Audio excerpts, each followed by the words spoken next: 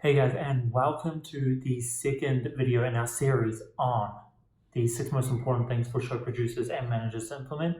My name's Jared again from Outlaw Digital, hoping that you're finding a lot of value from the series so far. In this second video today, we're going to be going through the marketing funnel, how you can use your different available channels to really put together a successful marketing program for your show or event. Now, if you still need to download the guide, please check the description just below. You'll be able to download it there. If you haven't built out your personas yet, make sure you do that with the persona sheets. Also in the description below, make sure you go through and download the appropriate Excel file or numbers spreadsheet. And yeah, make sure you go through video 1 and build out those personas, because that's where a lot of these next videos in the series are going to build on top of. All right, so without further ado, let's jump into it. So marketing funnel is just a combination of different advertising channels or different mediums or platforms you can use to drive awareness for your show. So you're probably already using a marketing funnel, and now you just probably call it your marketing mix or just different marketing campaigns. So some things you might be doing already is email marketing. So that's a very common advertising channel for shows. You might be doing radio, TV, billboards, flyers, posters, so newsletters, that kind of stuff already is very common. You might also be doing a little bit of online. You might be posting to your Instagram or your Facebook account. You might have even done Facebook ads or Google ads before for your show. So what the second step is about is purposely planning the marketing funnel out, so each step has a reason behind it, and then each step is helping the one below it or working from the one ahead of it. Okay, so if I zoom into this demo here, so this is a kind of example marketing funnel that we could be using for the Florida Food Festival, Florida's greatest food festival, yearly held in the Florida region, right? So here we might be running some Google ads, some Google display ads, might have some YouTube ads or YouTube videos on there as well. We might have a video from the last year's show. So 2018 was an amazing event. Don't know if you guys were there or not, but here's a 3.5-minute video of what we got up to there. We might be using Facebook as well, and lastly Instagram. So this kind of depiction shows that we're pushing people from these channels and we're trying to get them to the show page, or we're trying to get them to do something. So that might be Florida Food Festival /2019.com, right? Or it might be on Facebook. We might just want people to visit our Eventbrite ticket event, or we might want them to visit our Facebook stories or see our latest Facebook post. So it doesn't necessarily have to be a website page. It can be channel specific. So YouTube, it might be watching a playlist. So here's our YouTube video, YouTube ad, and we want them to go watch more videos from our YouTube channel. But what the example here shows is we're trying to get people from these different channels, from 5 different channels, to our show page, and then ultimately to our ticket purchase page. So we want them to be moving along the funnel, moving along in these steps, to ultimately buying a ticket. If they don't buy a ticket, we have our retargeting stack down here, and they go back into the show page, or we push them back through advertising efforts down here to hopefully repurchase at some point. Cool, so if we jump back out and moving on, so selecting which marketing channels to use. This is really going to depend on the foundational work you've done building up your personas. The most important thing about your marketing channels is understanding which are the best for your attendees, not for your business. So you might not have any idea what you're doing on Facebook or on Instagram, but if that's where your attendees are, if that's where your best opportunity is, you probably should be investing time, investing resources into that channel. So since you've spent a lot of time doing your persona building, you should have a pretty good understanding of which channels are going to work best. Let's think about a middle-aged couple. So let's say we have a a husband and wife who are in their mid-40s, they have a couple kids. Should we be advertising on Snapchat? Probably not. Instagram, maybe they're on the kind of cusp of age bracket where Instagram is actually quite effective. Facebook, definitely. YouTube and Google and other advertising platforms, that's when you start matching up. So you have your persona on one hand and you have your marketing channels on the other. And you can use the list on the next page to kind of help you match it up. So you want to pair your persona with the channels. Now, if you've got 5 personas or if you've got multiple personas, the marketing channels might overlap, but you might find that if you're targeting an older generation, that radio might work for them, or they actually are still watching TV. Versus if you have a bridal show and you're wanting to target 20-year-olds, Instagram and Facebook are probably the way to go.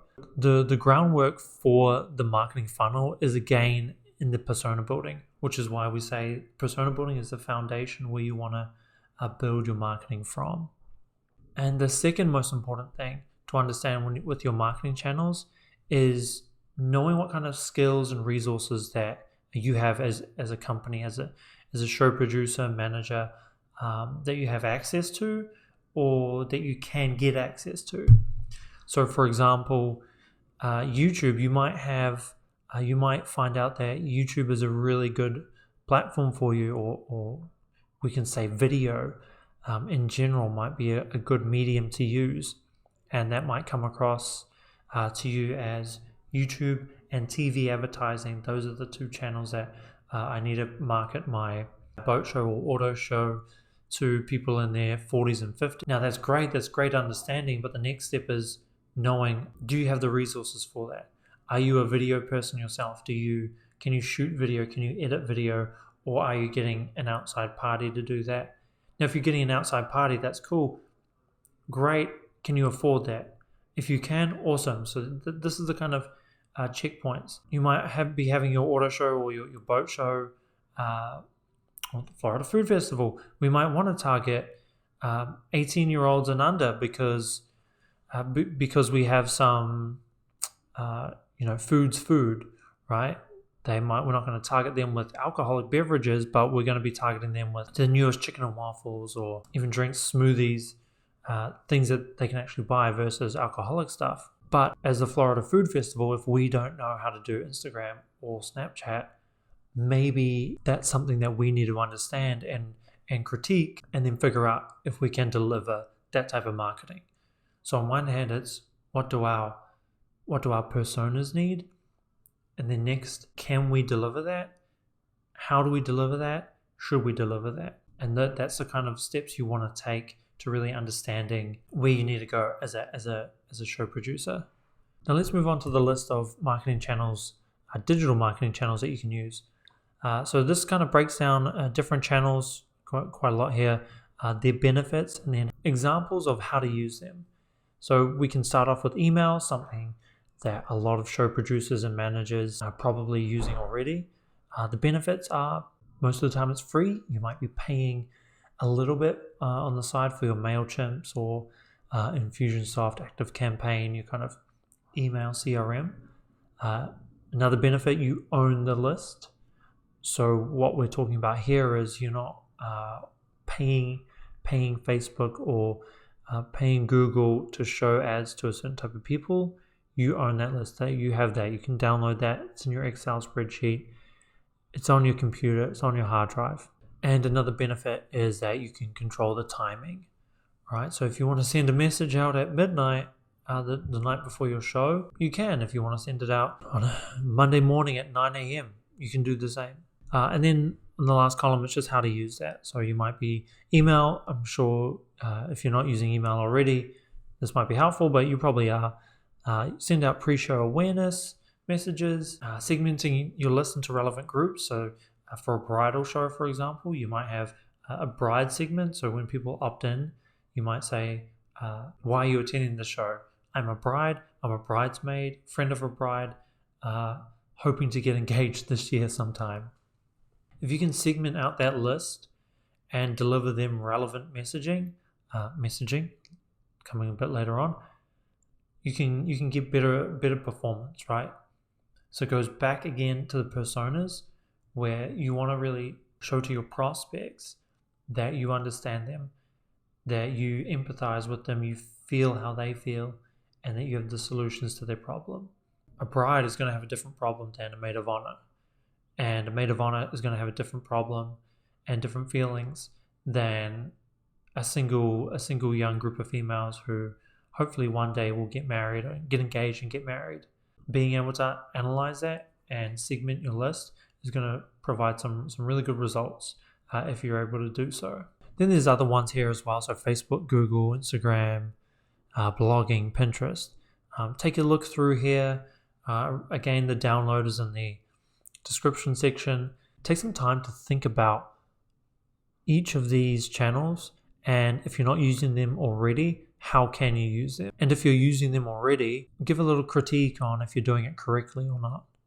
Now, the best marketing channel, I believe, for most, if not all, consumer shows is Facebook ads, because the targeting, the reach, and then the retargeting as well, it's incredible what you can do on Facebook.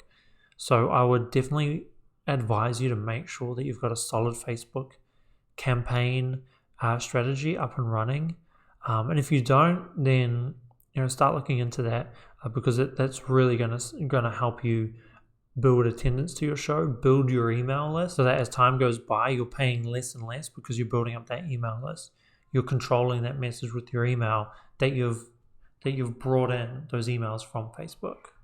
Now let's jump through to the last page. So we're talking about mapping your funnel here, and what that means is taking those ideas, those thoughts, those scribbles on a bit of paper, and constructing a proper funnel or a proper plan and putting that in place so that it's easy to see what you're wanting to achieve.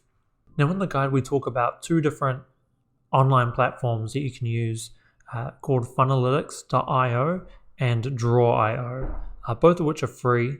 I believe Funnelytics has a paid option, but you don't need what's in the paid option right now. And essentially what they do, they're kind of like whiteboard applications. So I've got a nice big whiteboard behind in front of me here. But what you're wanting to do is build out this type of, so you see in the bottom left hand side here, this type of structure for each of your channels, so you can understand what you're trying to achieve and see that visually. So myself, I'm a visual person. If you're not visual, then maybe this isn't going to help you. Other people in your team might be, so it might be helpful for them as well. So the example that we have here is we have Facebook video at the top, then we're retargeting people who watch 25% of that video, and we're trying to push them to a ticket page. Okay, nice, easy, simple funnel. So that gives us a clear overview very quickly of what we're trying to achieve. We show a video top of funnel, and then the people who watch 25% of that video or more, we want to target them, so retarget them with an image ad, pushing them to that purchase page. If you're not doing anything on Facebook right now, I would suggest just following that little funnel there. That's a quick little bonus tip for you guys. Now back to the Florida Food Festival, Florida's greatest food festival. That I believe is the official tagline for that. So Florida Food Festival decided to target the ladies wine group persona that we talked about in section 1. And this persona is made up of ladies aged between 25 and 58. The best way to achieve this is by using Facebook and Instagram. That's what they decided on. Now they're going to run a video slideshow, which is going to include photos and videos from last year's event.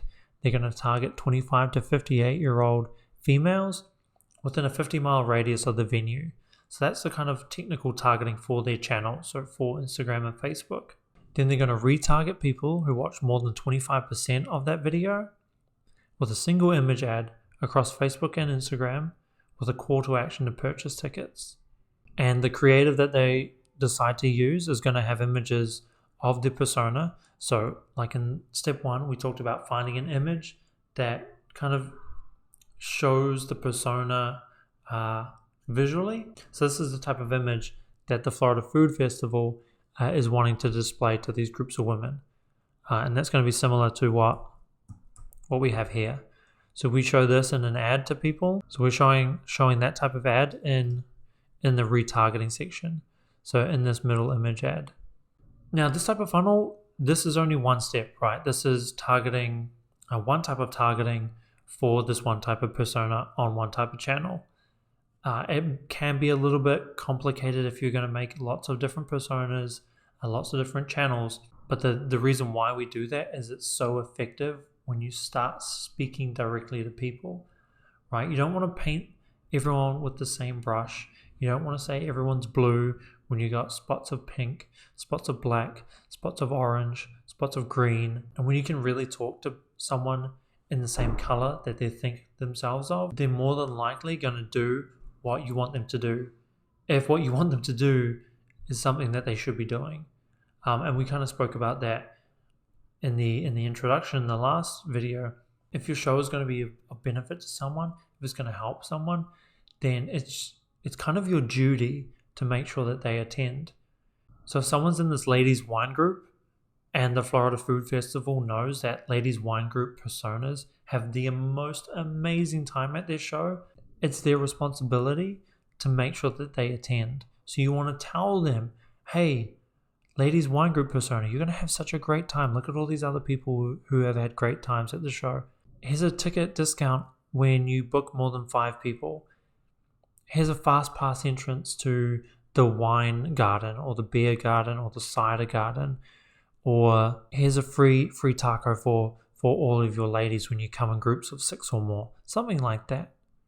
Again, and we harp on, or I harp on it here, it's really understanding those personas in section 1 that you start building your marketing campaigns off of. Alright, so that wraps up video 2 in our series on planning and mapping out your marketing funnel. Section 3 is photos and videos, so the type of content, visual content that you're going to be using in your marketing channels that you've planned out here. So I'll catch you in that video. See ya.